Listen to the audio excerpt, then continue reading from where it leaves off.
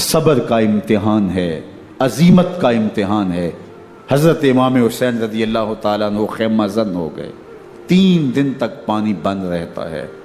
9 محرم کو رات کی تنہائی میں حملہ آور ہونا چاہتے ہیں، لیکن آپ نے کہا کہ ہمیں اللہ کے حضور عبادت اور ذکر کے لیے وقت دیا جائے۔ ساری رات ذکر میں گزرتی ہے، عبادات میں گزرتی ہیں۔ رات کے اندھیرے میں آپ چراغ بجھا دیتے ہیں۔ آوان و انصار کو کہتے ہیں کہ ان کی دشمنی میرے ساتھ ہے، انہیں میرا خون چاہیے، اگر تم رات کی تاریکی میں نکل جاؤ تو میں تم سے کوئی مواخذہ نہیں کروں گا، اور یہ بھی تمہارا پیچھا نہیں کریں گے، اس لیے کہ ان کا مطلوب تم نہیں ہو، ان کا مطلوب میں ہوں۔ جب چراغ جلایا تو کوئی بھی نہیں گیا۔ مسلم بن نوسجہ کھڑے ہو کے کہتے ہیں حضرت اگر ہمارے بدن کو 70 بار کاٹا جائے اور جلایا جائے اور ہواؤں میں اڑا دیا جائے پھر بھی آپ کا ساتھ نہیں چھوڑیں گے۔ 70 سال کے بوڑھے ہیں حبیب بن مظاہر، کہتے ہیں حضرت آپ کو چھوڑ کے جائیں کہاں، آپ کو چھوڑ کے جائیں کہاں؟ کوئی ساتھ چھوڑنے کے لیے تیار نہیں ہے۔ پیاس ہے، سخت گرمی ہے، کربلا کا ماحول ہے، 72 افراد اور خاندان کی خواتین میدان کربلا میں خیمہ زن ہیں۔ دوسری طرف لشکر اعداء اشقیا 22,000 کی تعداد میں مقابلے میں، ایک روایت 30,000 کی ہے۔ ان صرف 72 پیاسے لوگوں کے لیے اتنے لوگوں کو جمع کرنے کا مقصد خوف زدہ کرنا تھا۔ شرط ہے کہ یزید کی بیعت کر لیں، محاصرے توڑ دیں گے، پانی دستیاب ہوگا، اعزاز و اکرام سے نوازا جائے گا، خزانوں کے منہ کھول دیے جائیں گے۔ لیکن حسین ابن علی کہتے تھے سب کچھ لٹ جائے گا، باطل کے ہاتھ پہ ہاتھ نہیں رکھوں گا۔ اللہ اکبر۔ اب صبح طلوع ہوتی ہے، عاشور کا دن چڑھتا ہے، سورج اپنی پوری تمازت کے ساتھ گرمی برسا رہا ہے۔ آج خاندان نبوت کا امتحان زمانے نے دیکھنا ہے۔ رسول اللہ کا لعاب چوسنے والا اس کے صبر کا آج امتحان ہے۔ حضور کے کندھوں پہ کھیلنے والے حسین کا آج امتحان ہے۔ اللہ اکبر۔ حسین ابن علی تمام حجت کرتے ہیں میں نے تمہارا کچھ نہیں بگاڑا، میں نے کسی کا خون نہیں کیا، میں نے کوئی زیادتی نہیں کی، تم کیوں میرے قتل کے در پہ ہو؟ تم جانتے نہیں میں کون ہوں؟ میں تمہارے نبی کا نواسا ہوں، رسول اللہ صلی اللہ علیہ وآلہ وسلم کے کندھوں پہ کھیلتا رہا ہوں، حضور کا لعاب چوستا رہا ہوں، اور میں بوسہ گاہ رسول صلی اللہ علیہ وآلہ وسلم ہوں۔ لیکن ان اشقیاء کے دل پر کوئی چیز اثر انداز نہیں ہوتی۔ ایک ہور ہے، اللہ اس کے دل میں نرمی ڈالتا ہے۔ پہلے تو امام حسین کو گھیر کے لے کر کے آتا ہے، لیکن بعد میں وہ قافلہ یزید سے قافلہ حسین کی طرف آ جاتا ہے۔ امام حسین فرماتے ہیں تو دنیا میں بھی ہور ہے، آخرت میں بھی ہور ہے، آزادی مل جاتی ہے۔ باقی 22,000 کا لشکر جرار امام حسین کے قتل کے در پائے ہے۔ پھر تاریخ نے خاندان نبوت کا وہ انوکھا امتحان دیکھا۔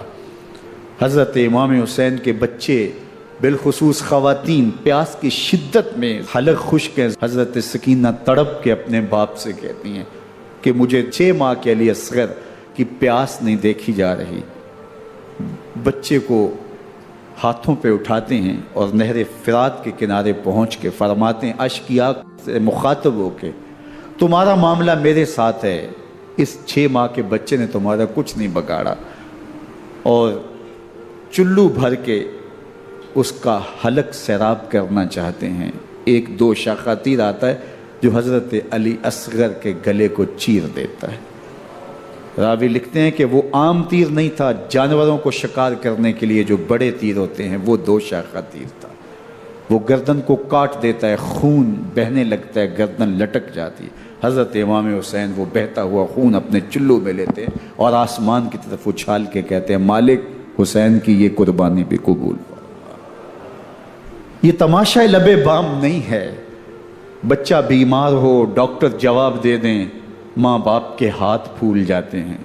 زندگی کی سانسیں ابھی چل رہی ہوتی ہیں، لیکن ڈاکٹر کہے کہ یہ میرے بس کا روگ نہیں ہے، کہیں اور لے جاؤ، تو زندگی کا لف و نشر غیر مرتب ہو جاتا ہے۔ میں سلام پیش نہ کروں حسین ابن علی کو، 6 ماہ کا علی اصغر ہاتھوں میں دم توڑتا ہے، گردن لٹک جاتی ہے، خون بہ رہا ہے۔ اب خیموں کی طرف بڑھ رہے ہیں، لیکن زبان پہ شکایت نہیں ہے، کہتے ہیں مالک حسین کی یہ قربانی قبول کر لے۔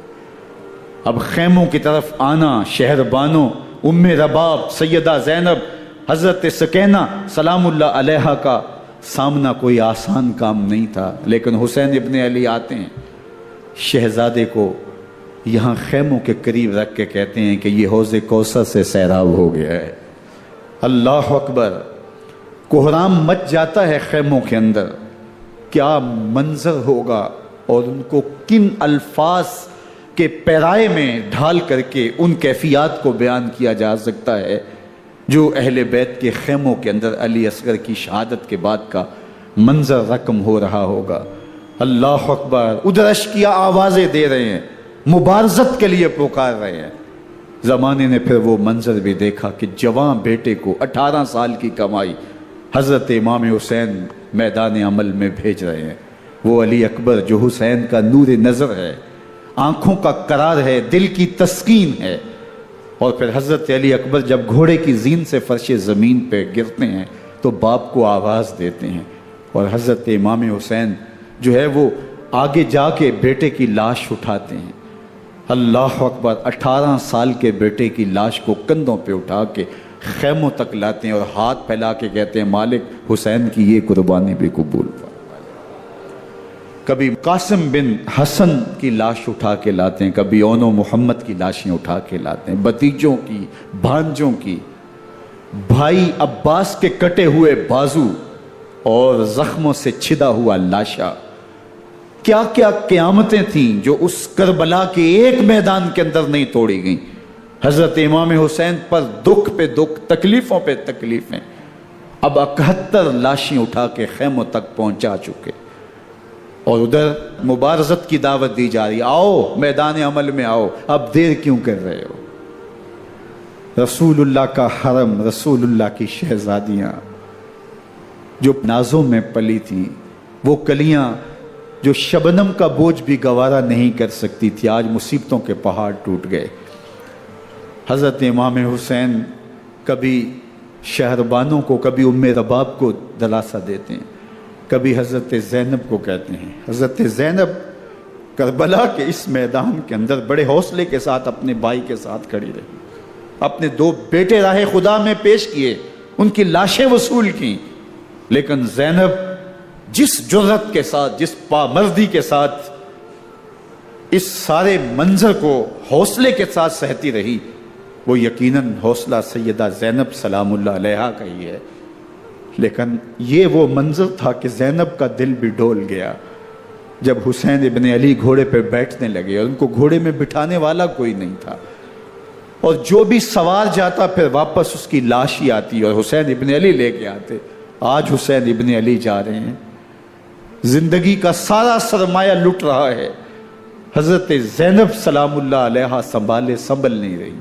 حضرت امام رضی اللہ تعالیٰ عنہ اٹھے اور آپ نے حضرت زینب کو صبر کی تلقین کی اور کہا کہ صبر ہی بہترین ذریعہ ہے اور اللہ کی قربت کا ایک بہترین سبب ہے، اور ان کو صبر کی تلقین کرتے ہوئے فرمایا کہ میرے بعد تم نے اس ذمہ داری کو سنبھالنا ہے، اور ان مخدرات اسلام کی، ان شہزادیوں کے پردے کی تم نے حفاظت کرنی ہے۔ اور پھر گھوڑے کی زین کس کے امام حسین لشکر اشکیا کی طرف بڑھتے ہیں۔ اب خیموں سے سسکیوں کی آواز آ رہی ہے، ان کا سردار، ان کا تاجدار آج سب کو چھوڑ کے کربلا کے میدان کی طرف بڑھ رہا ہے۔ جرم کیا کیا، قصور کیا کیا، اس نے کیا زیادتی کی کہ آج نیزوں اور انیوں کے مقابلے میں 22,000 کا لشکر حضرت امام حسین پہ ٹوٹ پڑتا ہے۔ آپ پھر تمام حجت کرتے ہیں میں نے کسی کو قتل نہیں کیا، خون ناحق نہیں بہایا، میرے خون کے درپے کیوں ہو، اپنی آخرت کیوں برباد کرتے ہو، تم جانتے نہیں میں کون ہوں، میں تمہارے نبی کا نواسا ہوں۔ لیکن ابن زیاد کہتا ہے مقابلے میں آؤ۔ پھر حضرت امام حسین رضی اللہ تعالیٰ عنہ مقابلے میں آتے ہیں، اور جب گھوڑے کو ایڑ لگا کے دشمن اشقیاء پہ ٹوٹتے ہیں تو پھر ایسا منظر ہوتا ہے کہ وہ بھیڑ بکریوں کی طرح آگے بھاگتے ہیں۔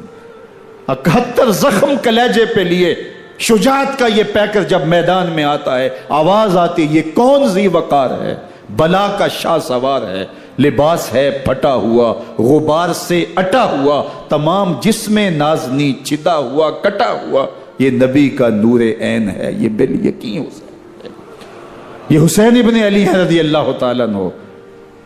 پھر چاند بادلوں میں گھر جاتا ہے، شامی غنڈے تیر برساتے ہیں، تلواروں سے آپ کے بدن پر ضربیں لگاتے ہیں اور نیزوں سے آپ کے بدن کو پرو دیتے ہیں۔ جب آپ کا پیراہن بعد میں اتارا گیا تو آپ کے پیراہن میں 122 سوراخ تیروں کے تھے، 33 زخم تلواروں کے اور 34 گھاؤ نیزوں کے تھے۔ جب گھوڑے کی زین سے فرش زمین پر آئے، بدن چھلنی تھا، زخم زخم سے خون بہ رہا تھا، 3 دن کا پیاسا حسین، اللہ اکبر، بدن زخموں سے چور، 71 لاشیں کلیجے پہ لیے، مخدرات اسلام کے پردے کا خیال دل میں الگ ہے، لیکن گھوڑے کی زین سے جب فرش زمین پہ امام حسین آتے ہیں، زبان پہ ہائے نہیں، نالا و شیون نہیں، چیخ و پکار نہیں، آتے ہی پیشانی سجدے میں رکھتے ہیں اور پکارتے ہیں اللہم ردن بقضائک وصبرن علی بلائک تسلیما لامرک سبحان ربی الاعلی۔ مالک گھر لٹا کے، بچے لٹا کے، خاندان سب کچھ قربان کر کے، اپنے بدن کو زخموں سے چھلنی کروا کے، تیروں اور نیزوں کی انیوں سے اپنے آپ کو زخمی کروا کے، تیرے حضور سر جھکا کے یہ اقرار کرتا ہوں کہ حسین تیری تقدیر پہ راضی ہے، مالک تو بھی بتا، تو بھی حسین پہ راضی ہوا ہے کہ نہیں ہوا۔ آواز آ رہی ہے اس پیاسے پر علی شیر خدا کو ناز ہے، اس نواسے پر محمد مصطفیٰ کو ناز ہے، اوروں نے بھی سجدے کیے پر اس کا عجب انداز ہے، اس نے وہ سجدہ کیا جس پر خدا کو ناز ہے۔ حسین ابن علی رضی اللہ تعالیٰ عنہ کا سر انور دستے قاتل نے تب کاٹا جب وہ سجدے میں جھکا ہوا تھا۔ یزید نے کہا میں بیعت لوں گا، امام حسین نے کہا کبھی بھی نہیں دوں گا، یہ سر کٹ سکتا ہے جھک نہیں سکتا۔ سر کاٹ کے نیزے کی نوک پہ چڑھا دیا گیا، اور یہ اس بات کا اعلان تھا کہ ہم جیت گئے اور حسینی ہار گئے، اور لشکر یزید میں غوغا مچ گیا، نقارے بجنے لگے کہ ہم جیت گئے، دیکھو امام حسین شہید کر دیے گئے، اور سر کاٹ کے نیزے کی نوک پہ چڑھایا گیا۔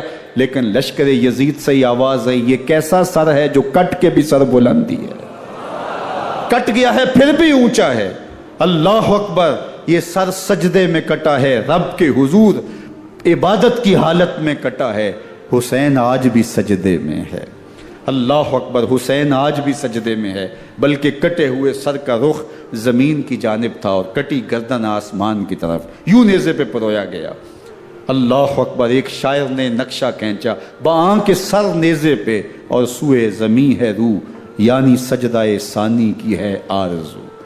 رکعت کے 2 سجدے ہوتے ہیں، ابھی ایک سجدہ ہوا تھا کہ دست قاتل نے سر کاٹ دیا، کہا حسین کی پیشانی میں دوسرے سجدے کی تمنا مچل رہی ہے۔ یہ تھا حسین ابن علی کا سجدہ، ساری زندگی رب کے حضور سجدہ قضا نہیں ہونے دیا۔ آج پانی نہیں ہے، اللہ اکبر، آج تیمم کر لیتے ہیں، آج اپنے خون کو اوڑھ کر کے حسین نے اپنی پیشانی اپنے مالک کے حضور جھکا کر کے عظیمت کی وہ انوکھی داستان رقم کر دی کہ صدیاں گزرنے کے باوجود بھی ان کی یادوں کے چراغ روشن ہیں۔ جب حضرت امام حسین اور دوسرے آیان و انصار کو شہید کر دیا گیا تو ان کے سر نیزوں کی نوک پہ چڑھا دیے گئے، حضرت امام حسین کا کٹا ہوا سر اور باقی 71 افراد کے کٹے ہوئے سر نیزوں کی نوک پہ، اور 10 سواروں کو ابن سعد نے کہا کہ ان کو رون دو، اور گھوڑوں کی ٹاپوں تلے حضرت امام حسین رضی اللہ تعالیٰ عنہ اور ان کے آوان و انصار کو جو ہے وہ روندا گیا، حتیٰ کہ ان کی استخوان مبارک، ان کی ہڈیاں بھی چور چور ہو گئیں۔ روننے سے قبل ان کا لباس اتار لیا، ان کے کپڑے اتار لیے گئے۔ اللہ اکبر، کیسی دردناک گھڑیاں تھیں۔ یزید کا صرف یہی بد کرداری کا مرحلہ نہیں تھا، اس کربلا کے صحرا کے اندر یزید نے جس طرح امام حسین رضی اللہ تعالیٰ عنہ کو شہید کیا اور حضرت امام حسین کے خاندان کو شہید کیا، جب مدینہ المنورہ پر یزید نے مسلم بن عقبہ کو مقرر کیا جس کو بزرگوں نے مصرب بن عقبہ کہا ہے، تو اس کو کہا 3 دن